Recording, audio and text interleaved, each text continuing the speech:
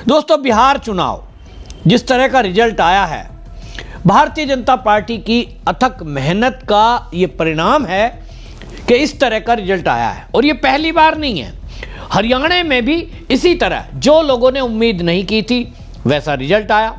उसके बाद महाराष्ट्र आपने देखा, कोई नहीं कह रहा था कि बीजेपी इतना बड़ा बहुमत लाएगी, लेकिन वहां भी रिजल्ट यही आया। और अब बिहार, लेकिन विपक्ष की वही पुरानी आदत, अपनी कमियों को वो नजरअंदाज करते हुए अपना खुद का आकलन ना करके केवल चुनाव आयोग, ईवीएम का रोना। और ये हर बार का एक ट्रेंड हो गया है कि विपक्षी पार्टियां हार रही हैं तो वो अपनी कमियों को ना ढूंढकर अपनी कमियों को ठीक करने के बजाय ईवीएम का रोना रोकर उस पर ठीकरा फोड़ रही हैं। राहुल गांधी और कांग्रेस तो एक कदम आगे पहुंच गई। राहुल गांधी के बारे में एक शब्द कोई बोलने को तैयार नहीं है। वहां चमचे बटरिंग इस तरह की है कि गांधी परिवार के विरुद्ध एक भी शब्द कोई बोल नहीं सकता। और इसके उलट गांधी परिवार को बचाने के लिए राहुल गांधी, प्रियंका गांधी वाड्रा, सोनिया गांधी के कसीदे जो पढ़ते हैं, वहां वही आगे तरक्की पे जाते हैं। यानी पार्टी भले ही डूब जाए पर गांधी परिवार ऊपर रहना चाहिए। कांग्रेस में ये पिछले कम से कम 90 इलेक्शन में राहुल गांधी की खराब परफॉर्मेंस के बाद जिस तरह से कांग्रेस के नेताओं के बयान आए हैं, उससे पूरी तरह साफ हो गया। दूसरी तरफ एनडीए है जिन्होंने इतिहास रचा है और उसके बावजूद भी नम्रता है, मंथन हो रहा है, सब साथ मिलकर बैठेंगे जैसे सब साथ मिलकर के चुनाव लड़े। आज मैं अजीत अंजुम जो पत्रकार हैं, वामपंथी पत्रकार हैं, कांग्रेस को हमेशा वो बड़ाई करते हैं और कांग्रेस के लिए बैटिंग करते हैं। अजीत अंजुम बहुत सीनियर हैं और मैं उनका रिगार्ड इसलिए करता हूं कि एक सीनियर वो पत्रकार हैं और जमीन पर उतरकर खुद वो गांव-गांव घूमते हैं, चाहे चुनाव कहीं भी हो। मैंने उनको देखा है, एक उनके पास कैमरामैन रहेगा और बाकी उसके साथ वो गाड़ी लेकर निकल जाते हैं, लोगों से आत्मीयता से बात करते हैं। उनका पोस्ट जो उन्होंने एक्स पर किया है, विपक्षी पार्टी के सभी नेताओं को देखना चाहिए, तो पता चलेगा कि भारतीय जनता पार्टी को जो ये प्रचंड बहुमत मिला है इसका कारण क्या है। आप ईवीएम का रोना रो रहे हैं, लेकिन ये जो भारतीय जनता पार्टी का प्रचंड बहुमत है, इसके पीछे जो मेहनत है उसको आप दरकिनार करके कहीं ना कहीं अपनी तरक्की पर ही कुल्हाड़ी मार रहे हैं। विपक्षी पार्टी के नेता अगर चाहें कि भाई उनकी पार्टी भी भारतीय जनता पार्टी की तरह परफॉर्म करे, तो उन्हें भारतीय जनता पार्टी की कार्यशैली से सीख लेनी चाहिए कि उनके कितने बड़े बड़े लीडर, मुख्यमंत्री हों, प्रदेश के अध्यक्ष हों या उनके राष्ट्रीय प्रवक्ता हों, वो वहां गांव-गांव का दौरा कर रहे थे। और एक दो दिन नहीं, कई नेता तो ऐसे थे जिन्होंने पूरा 1 महीना तक वहां लगाया है। कार्यकर्ता पूरे देश के वहां जुटे थे, अपनी जेब से खाना खाना, अपनी जेब से खर्चा करना, कई नेताओं ने ऐसा भी किया है। पार्टी की तरफ से व्यवस्थाएं होती हैं वो अलग है, लेकिन पार्टी की तरफ से इतना नहीं हो सकता कि आप इंटीरियर गांव में गए, आपको भूख लग रही है, आपको लग रहा है चलो केले खा लेते हैं, आपको लग रहा है एक पानी की बोतल की जरूरत है तो पानी ले लेते हैं। ये सब खर्चा पार्टी नहीं देती है। इससे सीख नहीं ले रहे हैं और कमियां निकालकर और लग गए वही पुराना राग अलाप ने कि साहब ये जो है ईवीएम में गड़बड़ी हुई है। हम तो पहले ही कह रहे थे चुनाव आयोग ने वोट चोरी की है। कैसा कैसा दलीलें रखते हैं कि साहब इतनी वोट कट गई, कितनी जुड़ गई। संजय सिंह कह रहे हैं मैं तो पहले से कह रहा था कि वहां 65 लाख वोट कट गई और इतनी जुड़ गई तो ये घपला हुआ है। अरे भाई, तू घपला कह रहा है, बिहार की जनता ने वोट दिया है, बिहार की जनता का आप अपमान कर रहे हो यह कहकर। एक भी बिहार का व्यक्ति, एक भी वो नहीं कह रहा कि मेरी वोट कटी है। आप गणना बता रहे हो कि पहले इतना, और झूठ फैला रहे हैं, आंकड़े झूठ लिख के जा रहे हैं। इसको कोई समझने को तैयार नहीं है। ये ही इनकी कामियां हैं। इनको लगता है अराजकता पैदा करो, झूठ फैलाओ, लोगों को सड़कों पे लाओ। दूसरी तरफ चिराग पासवान जो एक हीरो बन के निकले हैं, उसके अलावा मैंने पहले भी कहा है कि इस जो जीत है इसका श्रेय किसी एक को नहीं दिया जा सकता, लेकिन हाँ लीडरशिप को दिया जाता है। और जो धर्मेंद्र प्रधान यहाँ के प्रभारी रहे चुनाव के, वो कहीं पिक्चर में नहीं है। मैं देख रहा था आज तक की पत्रकार श्वेता ने उनका केवल इंटरव्यू लिया और वो सहजता और सरलता से कितनी बात कर रहे थे। उन्होंने कहा मैं आंकड़े की बात ही नहीं करता था, आपने मेरा पहले इंटरव्यू लिया था, उसके पहले भी मैंने कहा मैं आंकड़ों की बात नहीं कर रहा हूं, मैं मेहनत कर रहा हूं। लेकिन हमें ज़मीन पर पता था कि हम इस रिजल्ट को पाएंगे। कुछ जगह फाइट ऐसी थी कि जो सर्वे करने वाली टीम है, कितने भी सर्वे कर लो, कहीं अंतर आपको 500 का मिलेगा, कहीं 1000 का, किसी किसी सीट पर 4-5 हज़ार का। अब ऐसे में कोई सर्वे ये नहीं बता सकता कौन सी पार्टी जीतेगी। एक अंडर करंट जो होता है, एक मौन जो वोट देने वाला होता है, चुपचाप वो गरीब लोग जो किसी से बात नहीं करते, शायद पत्रकारों की भाषा भी नहीं समझते, वो जाते हैं और वोट करके आए। ये है नीतीश कुमार का सुशासन, जिसके कारण आज बिहार के अंदर दलित, महादलित, पिछड़ा, अति पिछड़ा वो अपने को सुरक्षित महसूस कर रहे हैं। तो वो किसी बहस में नहीं पड़ते, वो जाति में नहीं पड़ते, और उन्होंने देखा कि मोदी की नीति और नीतीश कुमार का संरक्षण, कानून व्यवस्था, चुपचाप जाकर वो एनडीए के प्रत्याशी का बटन दबा के आए, जिसके कारण, जिसको ये इतिहास बता रहे हैं, ये जो है ऐतिहासिक जीत भारतीय जनता पार्टी के ये जो खाते में आई है, ये रिकॉर्ड हुई है। और इसको, जैसा मैंने कहा, ये आसान नहीं है। आप दूसरी तरफ जो आप देखेंगे कि इतिहास रचा, दूसरी तरफ करारी हार के बाद राहुल गांधी वो इलेक्शन कमीशन पर आरोप लगाने में लग गए। कांग्रेस पूरी की पूरी उनको बचाने में लग गई। राहुल गांधी ने एक्स पे लिखा, मैं बिहार के उन करोड़ों मतदाताओं का हार्दिक आभार व्यक्त करता हूं जिन्होंने महागठबंधन पर अपना विश्वास जताया। भाई किसने जताया? कोई वोट नहीं दिया। कांग्रेस का तो कोई वोट नहीं है, कांग्रेस को तो पूरे बिहार में नकार दिया।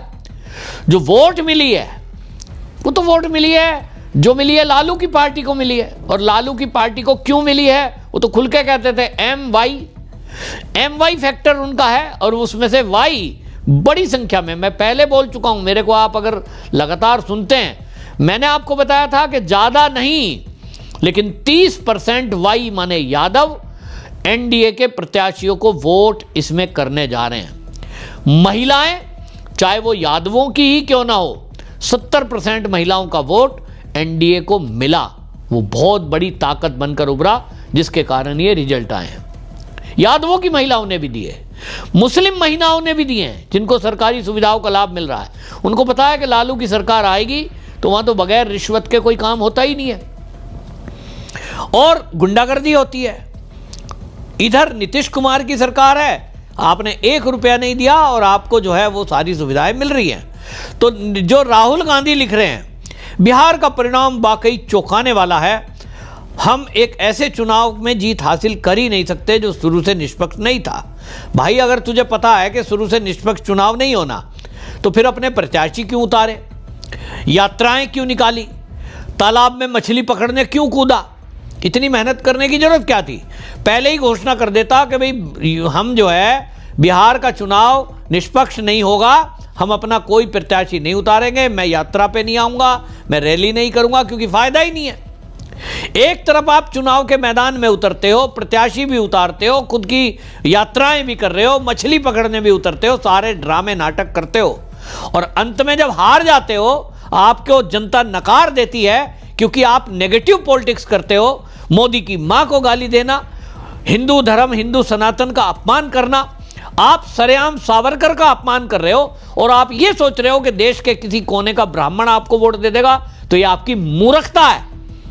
आपको समझना चाहिए कि आप सावरकर को गाली दे रहे हो तो पूरे भारत का ब्राह्मण आपके साथ नहीं है। आगे पीछे भी जो आपके घूम रहे हैं वो भी आपके साथ नहीं है। ये विपक्षी पार्टियों को समझना चाहिए कि राहुल गांधी जहां खड़ा है वो ब्राह्मण वहां खड़ा नहीं होगा जो असली वाला है। नकली ब्राह्मणों की मैं बात नहीं कर रहा हूं। असली ब्राह्मण सावरकर के अपमान पर कभी भी ऐसे कांग्रेस या उनके सपोर्ट वालों को, साथ वालों को वोट दे ही नहीं सकता। राम के विरोधियों को वोट दे ही नहीं सकता, कृष्ण के विरोधियों को वोट दे ही नहीं सकता। राहुल गांधी को यह बात समझनी चाहिए। लेकिन राहुल गांधी का जैसे कि उम्मीद थी, मीटिंग चल रही है, फिर उसके बाद उन पर बात हो रही है। राहुल गांधी के साथ साथ आपको बताऊं कि संजय सिंह आ गए। संजय सिंह कह रहे हैं, मैं तो पहले से ही कह रहा था, जिस राज्य में 80 लाख वोट काट दिए गए हों, 5 लाख फर्जी वोट बनाए जाएंगे, तो वो कैसे वहाँ जीत हो सकती है? भाई फर्जी वोट कौन सा है, पूछें जरा इनसे, बताएं जरा कोई कि भाई किसको फर्जी वोट बोल रहे हो। सुनो संजय सिंह ने क्या कहा है।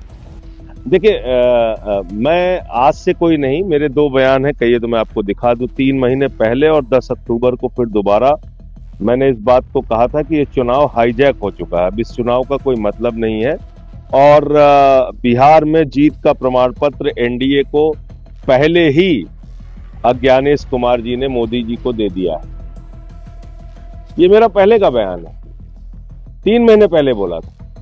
80 लाख वोट जिस राज्य में काट दिए जाएंगे, जिस राज्य में 5 लाख वोट डुप्लीकेट बनेंगे, जिसमें 1 लाख वोट अता पता नहीं किसका है, उस राज्य के चुनाव परिणाम क्या होंगे? आप सहजता से इस बात को समझ सकते हैं। तो आज पूरी एनडीए को और मोदी जी को जाके अज्ञानेश कुमार को बधाई देनी चाहिए, उनको मिठाई खिलाना चाहिए, उनका माल्यार्पण करना चाहिए कि अज्ञानेश कुमार जी, आपकी कृपा से हम लोग बिहार जीत गए।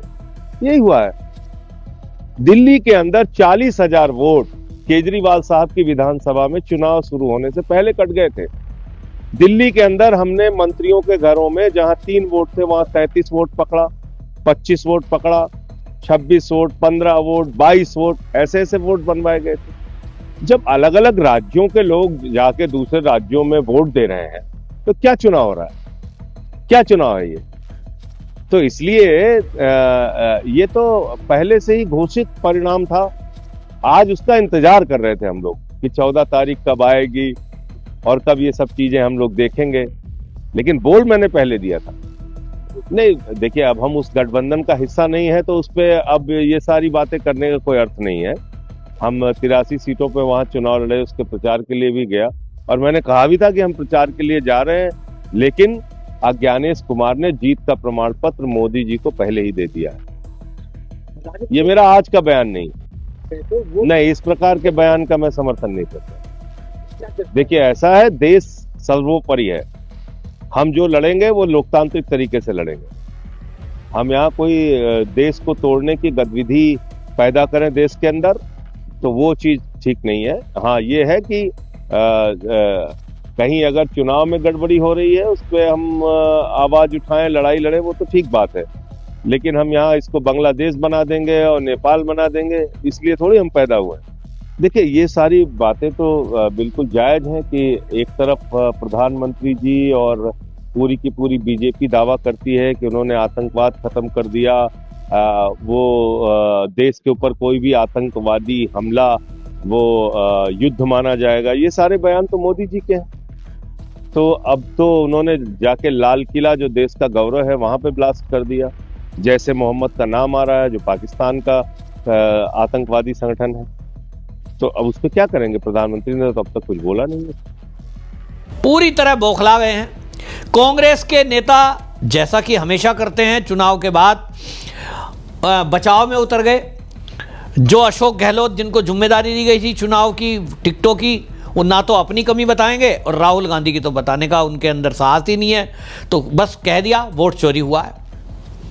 वोट चोरी कहना आसान है, अपनी कमी को छुपाने के लिए सबसे बढ़िया है। भूपेश बघेल हैं, वो भी जो है वोट चोरी, सबने एक ही चीज पकड़ रखी है। और अजय माकन उतरे मैदान में, उनको भी कहा गया होगा कि भाई तुम भी बयान दो, तो कांग्रेस के ऑफिशियल हैंडल पर उनका बयान किया गया है। वो कोषाध्यक्ष हैं असल में। तो राहुल गांधी की बटरिंग का एक बढ़िया तरीका है कि राहुल गांधी को ऐसा बताओ कि महामानव है साहब, वो तो हार ही नहीं सकते। उनको तो चुनाव आयोग की बेईमानी और ईवीएम से हटाया। वो कहते हैं बिहार चुनाव में बीजेपी का स्ट्राइक रेट 90% से ज़्यादा है, किसी ने इसकी उम्मीद नहीं की थी। दाल में कुछ तो काला है भाई। मैंने कहा ना, अजीत अंजुम का एक्स पे पोस्ट पढ़ो, वो बता रहे हैं कि जब वो गांव गांव घूमे, उन्होंने देखा कि भारतीय जनता पार्टी के पूर्व प्रदेश अध्यक्ष यूपी के स्वतंत्र देव सिंह उनको झुग्गियों में संपर्क करते हुए मिले, अचानक से, प्लान करके नहीं। एक सांसद, उनको एक क्षेत्र की जिम्मेदारी दी गई, वहां वो घूम रहा है गांव गांव, भारतीय जनता पार्टी का सांसद, 1 महीने से। कार्यकर्ता मिले उनको, और आप कह रहे हो कि ये हो ही नहीं सकता, बेईमानी से हुआ है। तो अजीत अंजुम की तो मान लो। बहरहाल सब कांग्रेसी और विपक्ष बौखलाए हुए हैं। एक बात केवल ठीक मुझे दिख रहा है कि बिहार में कोई बवाल नहीं हुआ, आरजेडी के लोगों ने छुटपुट कुछ करने की कोशिश की, लेकिन सब उनको समझ में आ रहा है कि जनता ने तुमको नकार दिया है तुम्हारी गुंडागर्दी के कारण। फिर से कुछ करने की कोशिश करोगे तो रही सही क्रेडिबिलिटी भी जाती रहेगी, और निश्चित रूप से पुलिस और प्रशासन अब वहाँ सख्त रहेगा। आगे गुंडागर्दी को कतई खत्म कर दिया जाएगा, ऐसा मुझे दिखाई दे रहा है। आपकी इस पर क्या राय है? कमेंट में जरूर लिखें, वीडियो शेयर करें। वंदे मातरम।